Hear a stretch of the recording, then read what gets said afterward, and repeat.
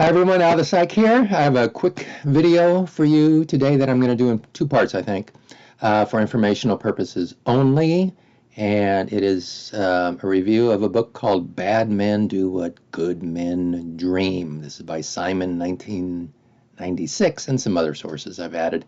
The book is a little different than what I was expecting, but there's some interesting points to it, and that's what I'm going to present. So here we go. Now, and a lot of this is either taken straight from the book or paraphrased, just so you know. Now, if people are removed from their normal world without the normal external controls and surroundings, they may take liberties that previously they could only imagine.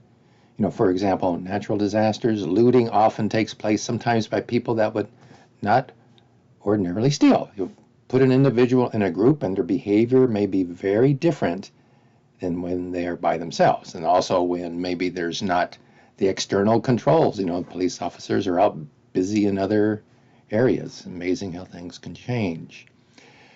Vehement criticism of others often turns out to be a disturbing self-criticism, projection, okay? So it's easier to see our problems in others rather than acknowledging them in ourselves. So to look inside and discover all these unacceptable impulses can be very upsetting to us.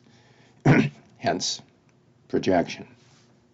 Now, Otto Kernberg, big name when I was in school, believes that persons with antisocial personality disorder basically are narcissistic personality disordered individuals, and the only types of relationships that they form are exploitative relationships.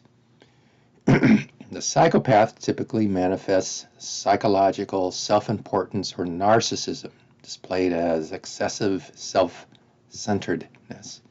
Other traits include grandiosity, recklessness, overambitiousness, an attitude of superiority, overdependency on admiration, and alternating these with bouts of insecurity and emotional shallowness. So kind of interesting. Now, this is something that I took right out of the book. Elizabeth Wilson, this is a rape victim, pointed out, rape is the only felony that places the onus on the survivor. If an assailant held you at knife point, asked you for your wallet, and you complied, there would be no question that a crime was committed. You would not be asked in court if you have consented. You would not be asked if you tried to resist. Only survivors of rape are asked these questions. Wow. Interesting. She puts it right to the point.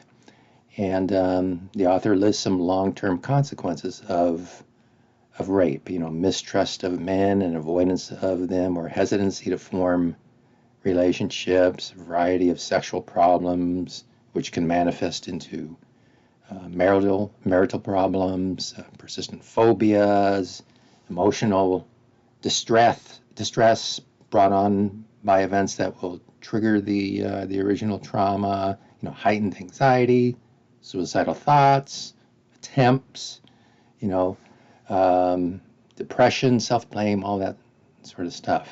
In fact, I can remember going to a rape seminar decades ago, and the presenter, I don't know the history of the presenter, but I assume she was probably accosted at some point. Whether she was actually raped or not, I don't know. But, you know, she was talking in a real mild-mannered voice, but she said, you know, if you're approached by somebody, you don't want to just be mild-mannered. You want to scream. And she yelled out, scream, to the point where, you know, I think I jumped out of my seat. But, you know, she was trying to make a point, and she made the point pretty well. Interesting back then, too. One little side note, I remember one participant, you know, we were kind of having like a little discussion, and he actually made the point, and I guess maybe this is the philosophies of life have changed, but he said, you know, if you when I take somebody out on a date, if you're not going to have sex with me, you're going to walk home. Wow, wow, and he had the nerve to actually say that. So okay, I'm hoping things have changed in the past few decades. Okay, the author talks about sexual misconduct by helping professionals. And he indicates that treatment boundaries are not violated suddenly. You know, it's like rather the violations are gradual and progressive and step by step, you know, especially those that lead to sexual intimacy. So sometimes the erosion of the boundary is barely noticeable. Even if sexual relationships are not the end product of boundary violations, some other sort of exploitation may be produced, like, you know, the client may be used to perform chores for the therapist, for instance.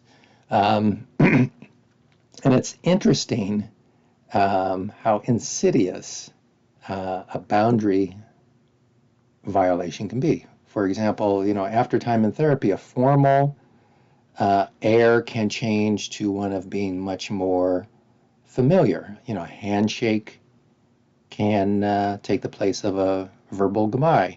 The therapist may start interjecting his own problems into the therapy session. You know, like if he's going through a divorce and he's lonely, you know, and he's bringing this up to a client who's dealing with a similar situation. Okay, maybe we're starting to get some boundary issues here. You know, a handshake at the end of a session turns into a hug, which turns into a long embrace, which turns into a long embrace and a kiss. And you can kind of see how this goes. You know, the therapist is not necessarily a sexual predator, although they exist. But the therapist is a human being who's blurred the boundaries, of his role as a therapist.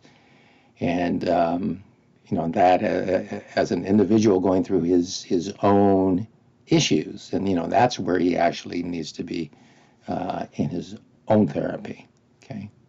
All right, I'm going to stop it there, and then I'll do part 2 soon, and go over just a little bit more information that the author presents. And that's it for now. Thanks.